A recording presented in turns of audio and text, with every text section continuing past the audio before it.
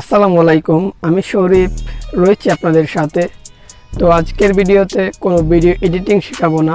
আজকের ভিডিও হচ্ছে নতুন ইউটিউবারদের জন্য, যারা নতুন ইউটিউবার অনেক খোঁজাখুঁজি করেন কিভাবে ভিডিওতে ইমপ্রেশন বাড়াবেন। তো তার জন্য আজকের এই ভিডিওটা। যদি আপনি ইমপ্রেশন বাড়াতে পারেন ভিডিওতে, তাহলে আপনার ভিডিওটা ভাইরাল হওয়ার সম্ভাবনা বেশি থাকে। যেমন আপনি যদি ভিডিওতে ইমপ্রেশন বাড়ান, অর্থাৎ আপনার ভিডিও যদি মানুষের সামনে বেশি যায়, তাহলে মানুষ তো দেখবেই বেশি। তো এটার জন্যই আপনার ভিডিওতে ইমপ্রেশন বাড়াতে হবে।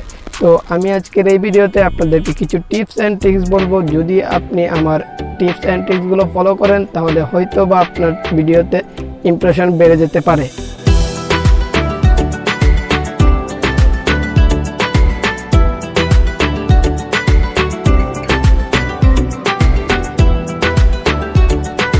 Welcome back viewers. তো প্রথমে কথা বলা যাক YouTube video SEO. YouTube video যদি আপনি এসইও না করে যদি ভিডিও আপলোড করেন, যে কোনো টাইটেল, ডেসক্রিপশন অ্যান্ড যেভাবে মন চায় সেভাবে আপলোড করে দেন, তাহলে কিন্তু আপনার ভিডিওতে ভিউজ আসবে না এবং ইমপ্রেশন বাড়বে না।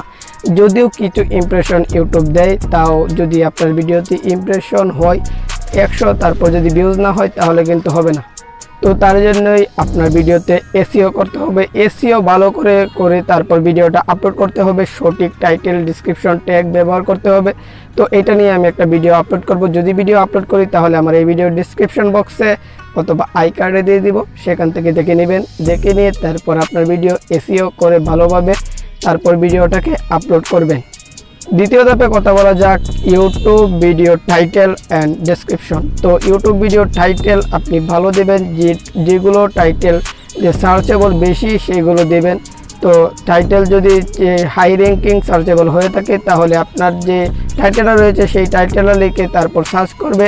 যেহেতু আপনার টাইটেলটা পাবে, সেহেতু আপনার ভিডিওতে ভিউজও হবে। তো আমি বলবো ভালো টাইটেল ব্যবহার করুন আপনার ইউটিউব ভিডিওতে।